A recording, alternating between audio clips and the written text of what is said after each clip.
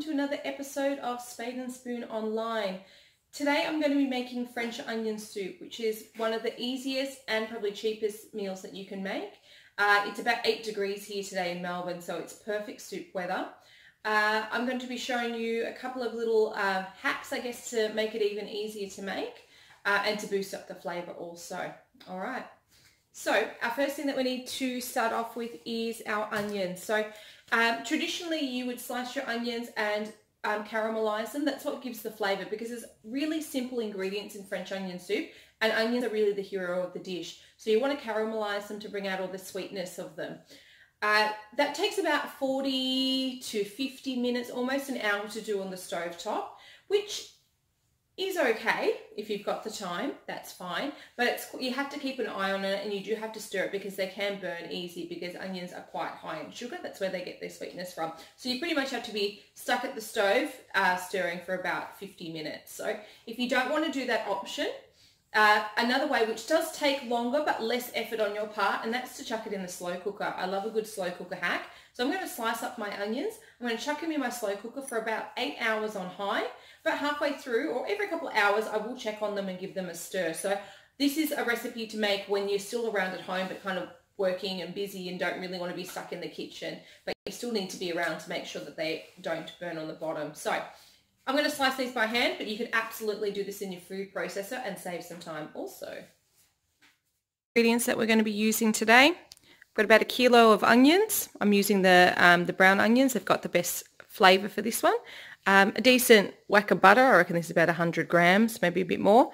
I've got some herbs here that I've just picked from the garden. These are optional, but I like to add extra flavour. I've got bay, thyme and parsley, and I'll sit them on top and pull them out at the end. Salt. Salt helps to bring out a bit of caramelisation in the onion, same with a little pinch of sugar. Beef stock. If you don't eat beef, or you're vegetarian, you can use a veggie stock or beef style or pretend beef stock. I've got a little bit of olive oil and some sherry vinegar as well to add a little bit of sour if it's a little bit sweet. We'll taste it at the end and see if it needs it. So top and tail, cut the ends off. It's a good time to practice your knife skills. All right, bridge to cut your onion in half. And then you want to take off the first couple of layers.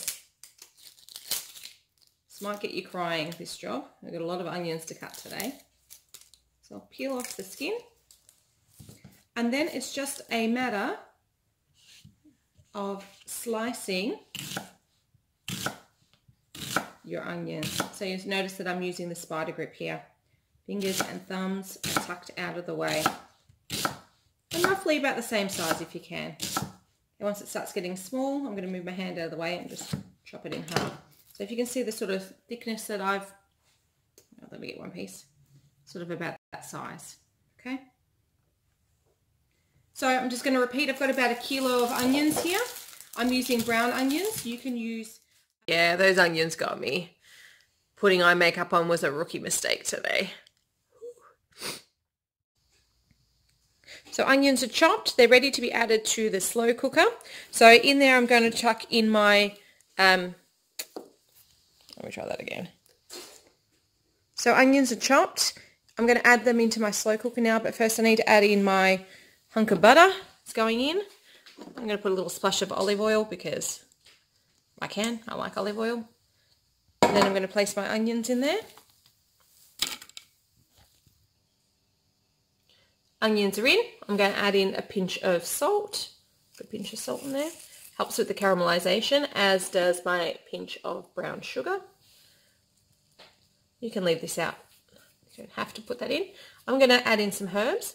If I was really organised, I would tie these up in kitchen twine before adding them in, but I'm just going to sit them on top. So I've got my bay leaf, thyme and parsley going in there. And that's it. Bang the lid on. Check on them in a couple of hours. Give them a stir.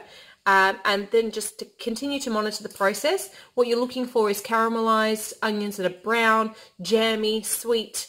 Yeah, should be delicious. My onions have been cooking for about 6 hours now, so just having a little sneaky peek, but you can see the colour has changed. There's some dark bits going on there. They're getting nice and caramelised. These could probably go for another 2 hours, but you can definitely use them now, but the longer you leave them, the sort of sweeter they're going to be.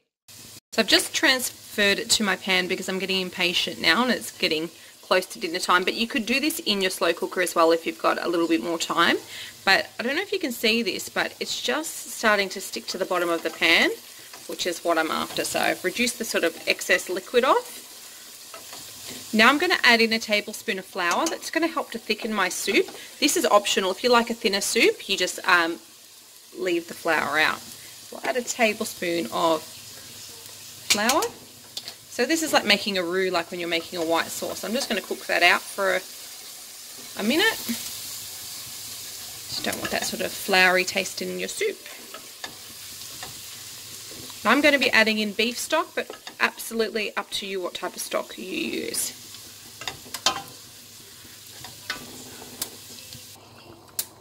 So I've added my stock in, and I'm going to leave this to simmer for about 20 minutes. Then I'm going to taste it, and I'll add in some pepper, and if I think it's too sweet, I'm going to add in a little dash of, I've got some sherry vinegar, or a little bit of, you could use red wine or white wine vinegar, just maybe 2 teaspoons. I'll start with a teaspoon and see how it tastes, just to cut some of the richness out. While that's bubbling away, I'm working on my cheese toast, which is the famous accompaniment. So I've just got some sourdough bread in here, and I've used a mixture of parmesan and mozzarella. Parmesan for flavour, mozzarella for the melty deliciousness. Traditionally you'd use Gruyere cheese, but I don't have any on hand, so this is my version. So it'll be a bowl of soup and a piece of cheesy toast, and it'll be happy days. So there you have it. We've got our French onion soup, our cheesy bread. We're ready for dinner on this freezing Melbourne night.